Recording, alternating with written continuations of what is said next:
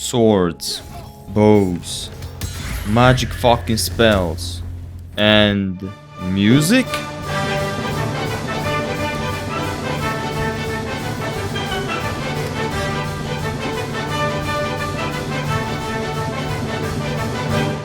In the world of Baldur's Gate 3, you can choose from a lot of different classes, starting from classics like fighters, rangers or mages, all the way to druids infecting stuff with fungi.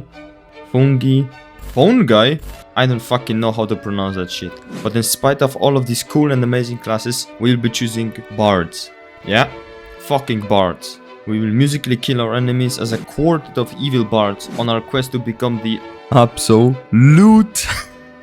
Just 2 quick rules for this playthrough. I mean, the obvious one is to be a bard, and in advance I will say that I multiclass my companions on the level 2 into bards, but before you type with your fucking bowie hands, you know, you didn't really play only bards, because you played cleric Shadowheart multiclassed into a bard. Chill down, buddy. I only used bard spells and not even melee attacks on the multiclassed characters. And I did it since I didn't want to solo the skellies to get withers. So you will see me viciously mocking my enemies to death in a second. And the other rule is to be as evil as I can. And I will be playing on Tactician, since I don't feel like my competence would be able to manage the evil quartet on honor mode. If those 2 rules are clear, let's get to character creation. And I made sure I chose the only viable character for this playthrough: Wolfgang Amadeus Mozart. I wanted to make Friedrich Chopin or Beethoven, but unfortunately none of these maniacs played any of the instruments in Baldur's Gate. So I chose Wolfgang, since internet told me he played violin. I tried my best to recreate Wolfgang in the game, but there was an option to make hair of a fucking musician from 18th century.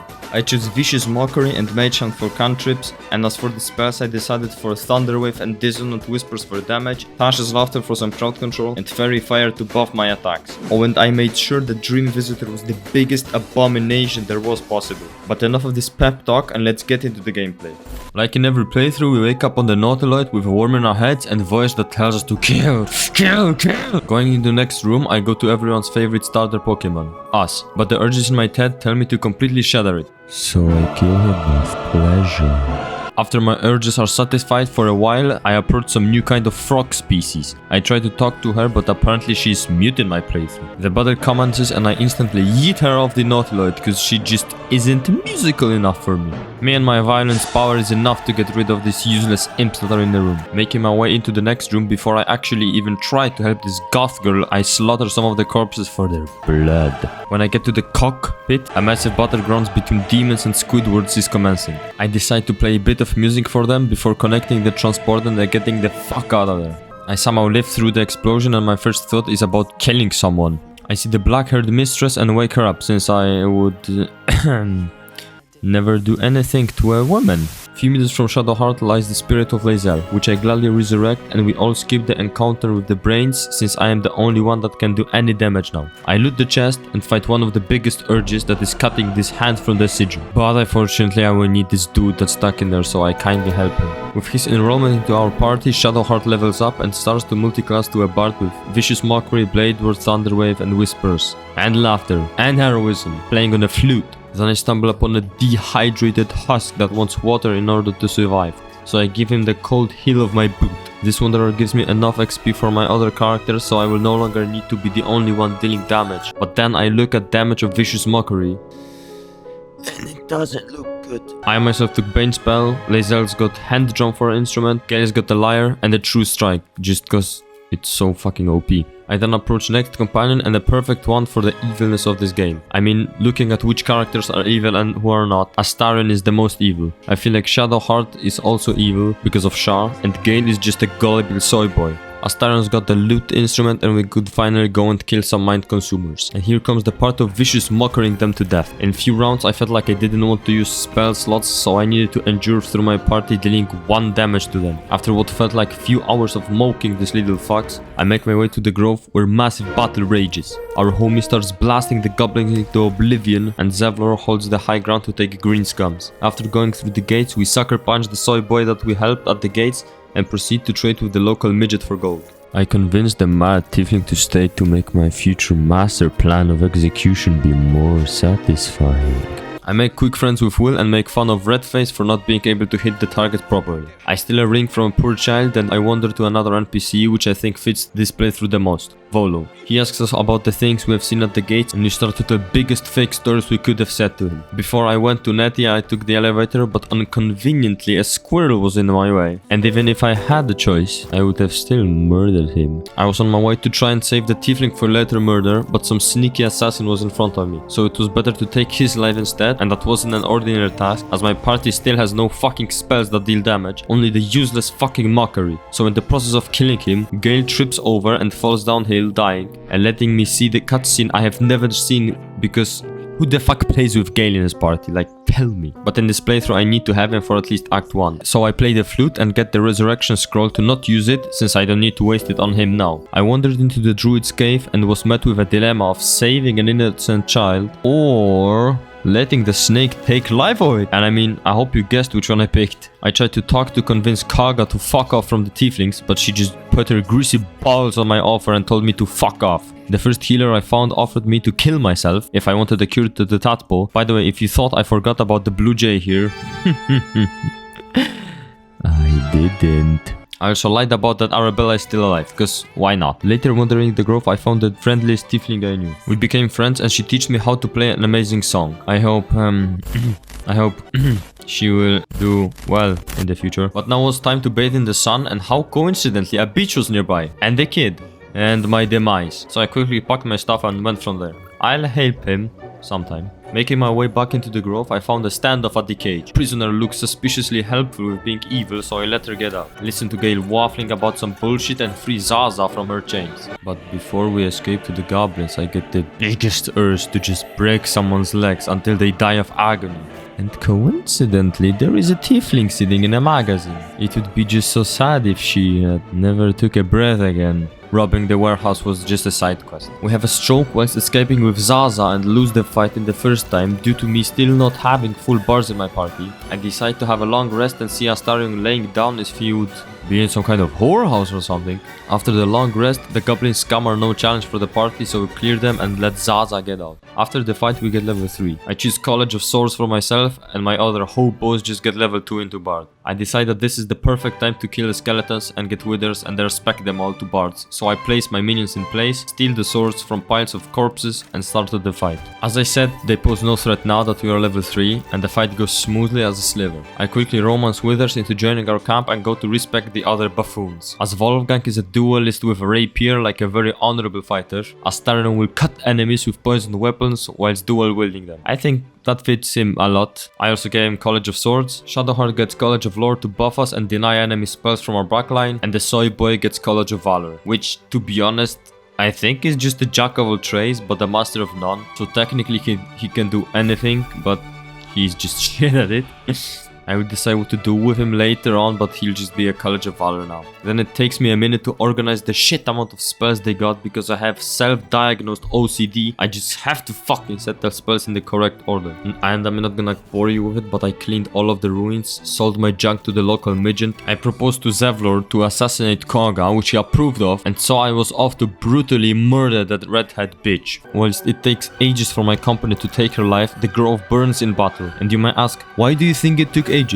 Because that fucking tieflings managed to eradicate the druids before I could even get chance to show my newly learned musical skills. At least I looted the grave freely and talked to Zevlor about this fight, which resulted in him getting my trust. Oh, if he only knew what's about to come. On my way to the beach I get caught by Raphael. I tell him to piss off, steal his bread and proceed to find the kid we wanted to save. But we were still not matching their power, so I guess I will leave it until later. Surely nothing happens. My party finally fucks off from the grove and go on an adventure, and quickly we find a midget Link with Seizure and 2 of his accomplices. I use my wormy pies so that they go the fuck away so I can on the parasite inside of his head. Wolfgang decides that he wants a bit of hiking at detours on a giant mountain which he finds a spider grenade upon. He goes back onto the original path and finds the 2 cowards in front of Owlbear's cave. We gang up on the Owlbear mama and then we have to choose to kill the pup or spare it. And taking a longer time, and I mean about 5 minutes debating if I should kill it or not, I let it live. I loot the cave, have a heated argument with Shadowheart and proceed to the goblin camp. I talk with Astarion about zoophilia, find Aradin and his boyfriends, and still proceed to the camp. But I take a long rest in the blighted village nearby and a familiar face comes to our camp. She wanted to come with us and play music, which we agreed to. Surely nothing can happen with an innocent tiefling, right? Oh, no, please, no. Wolfgang admires his art and doesn't even hide the body because it's just so perfect in its current form, which leads to the party members being in awe with this masterpiece. After I long rested IRL, I was off to loot the spider cave. But when engaging the matriarch, my company's kidneys failed and it destroyed us, but after reloading and using the tactician skills of destroying web under the matriarch, I take the gem, loot more of the village and make my way to the necromancy of Thay, which I then give to Astarion to make his dick bigger, and for some reason my brain gets aneurysm and forgets to get shovel, or bucket, whatever you want to call him. I decide to take a long rest and the urges tell me to take a walk, on which I found a suspicious looking goblin that gives me reward for my masterpiece. Shadowheart reveals her secrets and we find Scratch on our way. Wolfgang lets him smell his hand so he will join us in future. And since both Karlach and Will leave after we side with Minthara, I decide to take Will on a trip to kill Karlach and at the same time help the Paladins of Tyr. And we make a top show after killing her. I present her head to Anders just so I can betray him and get a free sword. I loot some more trash and go to Goblin Camp where I meet Zaza and her squadron. She presents me to Minthara, who connects minds with us, and the first time I wanted Zaza to live because she helped us, but I quickly reloaded the save and made her bite the curb. Minthara offers us to help her slaughter the grove, which I accept since we technically already cleared it, and Wolfgang knows what Minthara is good at. Then we get branded from Priestess God and drink her healing potion that magically transforms us into a slave with a chain on our hands. A weird heal. Then another midget comes, guns blazing, and saves Wolfgang from the chains. And since he is such a greedy son of a cuck, he loots everything and somehow lands in the Underdark, which gave second platoon of brain-diseased soldiers a level up. I gave some spells and feats and robbed another local midget. After the scammer, Lae'zel decides to try and cut her throat, but we convince her that she is mental and she stops. But then the real abomination interrupts my sleep. After the horror stops, I get the diabolical urge to consume some of the tasty worms I've been collecting on my journey. I convince my palms to make a worm G and let the psycho spank me to impress Shadowheart. And by the way, I help our bard colleague, which offers to help us with our disease. With my magical charismatical skills, I convince Dror Lagslin that I'm just a tourist as I continue to plunder his entire stronghold of golds and riches. I get completely lost whilst trying to find Halsin, but I finally find him and throw rocks at him with kids beside me. My comrades express sadness, but I felt nothing when I killed him. Other than happiness, of course. On our adventures, we wander south. Gale asks for artifacts to and we find an innocent lady harassed by two younglings. We help the poor grandma, which escapes by letting out a huge fart. My party makes their way to Muddy Archipelago to kill Mephits and find evidence for Koga just after killing her. Whoops! Guess I should have come here sooner. On the way to the lady's house, we talk to a sheep that is actually a red-capped Jew under a disguise. A local merchant is looking for Astarion, but we let him take action in this matter, which ends up in us killing the poor merchant. We finally get to the lady's hut and she reveals herself as a hag and offers help, which we gladly take, giving up Wolfgang's left eyeball, and you will see in a minute why exactly left eyeball. As hags do, they only fulfill part of their promise, so she rips my eye out and doesn't cure my disease at all. So we decide to go after her and get our revenge. On the move we get speed bumped by masks of hag and poisonous gases. We beat her across the slimy and greasy ass she has through some bug, I think, since she was only attacking one of my mates. When she had no more HP, she begged us for mercy, but we struck a deal that she releases the blondie and gives us the hair. I steal everything from the hag's lair, get beaten up by Jews, refuse to give Connor back to Myrina, and take a long rest in which Mizora rewards Will for being a good cuckold and gives him an infernal robe. Which I steal off of him. Dream Visitor meddles in affairs again, but before I wander out of the camp, I let Volo perform a lobotomy on me. And that was the reason I gave up my left eye for the hag. I wanted to make Wolfgang blind, and I knew Volo takes your right eye. But unfortunately my theory was overthrown since Wolfgang didn't want to be eyeless. So I reloaded and made Astarion's right eye superior. We leave the camp and free Black Gnome, who tells us about another Black Gnome that is held captive. And after a few steps, Gale almost sucks us into his chest. Journey continues through the broken bridge as we approach the Gnolls first, and then unleash murder upon the bloated hyenas. But finally we meet up with Papa Gnoll and raid some merchants hiding in the cave, only to betray him too and collect all the souls I can. I forgot what the thing in the chest does, unleashing the "you have been defeated" screen and making me kill all of the gnolls again. I then follow a path that leads to Florid, free her and get the best wand for magic missile build. There is a trapped man on the second floor of the other building, but I deceive him so he tells me where his wife is so I can get laid for free. After I use her, we head off to the Zentarim, and with a bunch of deception I convince them I'm just a trader, but in fact I acquire a slave for myself. Wolfgang decides that it's enough of the peasant and he heads heads off to the frog people on the way to the mountain pass, but judging how my companions reacted to the meeting, I packed my stuff and left to finish the grove with Mentara. But before that, I take a visit to Lump and take a long rest in which I drink wine with the lovely Shadowheart that ends up in us making out. After we regain our spell slots, we join a rather unfair battle of the Druid Grove, after which Minthara forces us into long rest again to have another night of pleasure. We have fun together, and as I'm about to snap her neck, I stop myself since she's another evil companion I will get in Act 2. In the morning she almost kills me, but I talk sense into her mind and we part ways for now. With the things on land cleared for a while, we dive into the Underdark, grab Falar Aluve, blow up in front of some mushroom man and euthanize a black gnome. The mushroom king orders us to kill Dwergars, which I gladly accept. And then we strike a deal with a red skin and have a small talk with the illithid next to him. We trade with another midget and decide to help Glut in avenging the mushrooms, but before we go on the Dwergars, we erase 90% of population of Underdark with the help of Glut, and after not being able to catch Bullet, I just revive Hook Horror as a walking fungi and level up to level 5, we go to face Dwergars. The battle is tough, but we manage to kill all of them without having to reload the game. We take bunch of shot rods through our bard spells and are 100% again. And fortunately, the Hook Horror died in combat, so when Glut decides that his regime should rule upon the other mushrooms and we deny it, he tries to kill us, but he perishes as did the Dwergars. We report to Spa and he makes us a mercenary, giving us another target to kill. Wolfgang needs to take a break from the Underdark and makes a final stride to the beach to finally save the kid.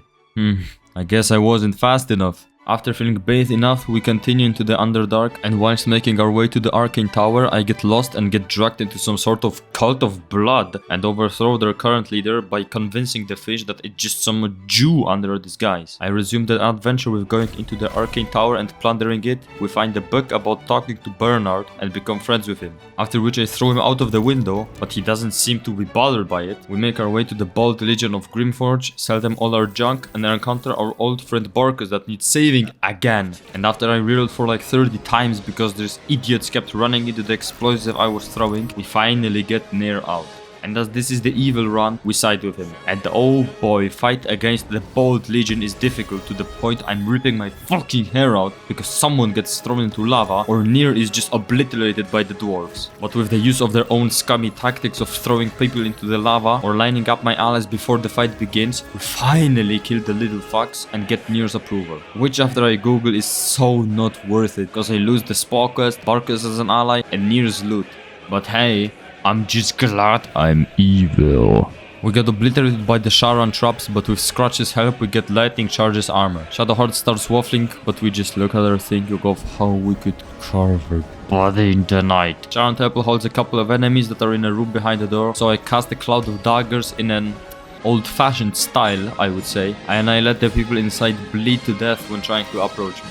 Parkouring our way through the Grymforge, we get to the actual forge with few armors and the giant fucking machinery that obliterates everyone who stands in our way. Before killing him though, I close Baldur's Gate 3 and apparently boot up Minecraft since I need mithril ore to craft some nice thing. I need to disable a few blazes before doing so, and then I boot up Baldur's Gate 3 again. Now you see, the machinery guarding the forge is big and hard as fuck. Me being an intellectual and wanting to cheese it with using a druid dropping as Owlbear to one-shot it. But first, I wasn't level 6, and second, being a druid isn't being a bard, so that idea was abandoned. And I could have just used the Grymforge itself to crush his head into the ground, but I was hunting for an achievement of killing him without using it, so it was also scrapped. As I don't think I would be able to kill him without the forge, so I chose the ultimate strat of camping up top and shooting him. But here is the problem. He needs to be superheated, and he is not, because he keeps fucking standing on the normal surface. So with throwing Wolfgang down and making thousands of maneuvers with him and Scratch, it takes about 70 turns to take the big boy down. At least I got me an achievement. I crafted Rapier for Wolfgang and Shortsword for Astarion, and made Sassy Dagger for me as I'm starting to shift to being a dual wielder just like Astarion. I help a bald-headed dwarf in the Underdark and intimidate his wife to give me a ring for Night Orchid. We take long rest and find mushrooms for Omelium to make a potion for our headache, which only strengthens it. And after routing back to the Spectator and restarting for like 7 times because this fucking flying shit uses 20 actions per turn, unpetrifying drowns, stunning me and completely destroying me, this is one of the most hated fights in this game for me. But after killing him and burning to crisp, we level up to 6th level. And with that is the last thing we have to do is the Githyanki Patcher and their Creche. And I was like, yep, level 6, we're gonna wreck them. Nope.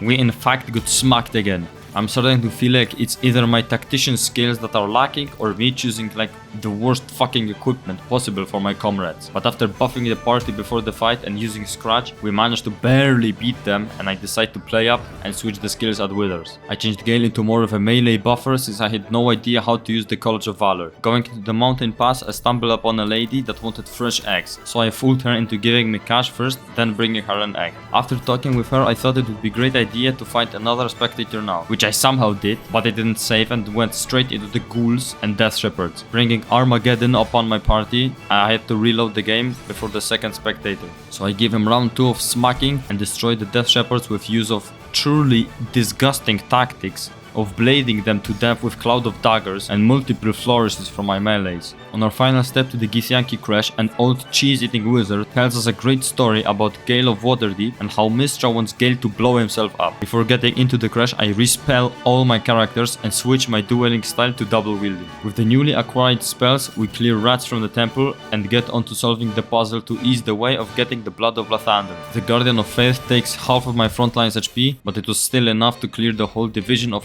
alcoholic kobolds that were hiding in a room next door. We talk with some eagles if they can move because they block one of the weapons for Blood of Lathander, but after taking it, they turn on us. So to satisfy my urges, I break every possible wing and bone in their fucking body to show them who I am. Wolfgang claims the crest and we head to the final thing left in Act 1. The Frog People. The tricky part of this is that there is so fucking many of them. But with all the buffs of being a bard Wolfgang has, plus our intimidating mask and Hug's buff on intimidation, he's able to make everyone's dick flaccid and get wherever he wants. I wanted to fuck up the painting of a frog, but slipped on a banana and fell whilst painting the picture, which resulted in fucking it up even more. Then I made a visit to their healer to get the worm extracted, which also failed and made the doctor hostile to me, but we intimidated her again and she backed down. Although I needed to feed on another worms as I didn't have any in such long time, so I stole few of them which she didn't like, so I put her to sleep for a while, and when she sleeps I expand my mind to the worms to get even stronger. After wandering through the Creche, my party gets to the hatchery in which a single egg is hatching.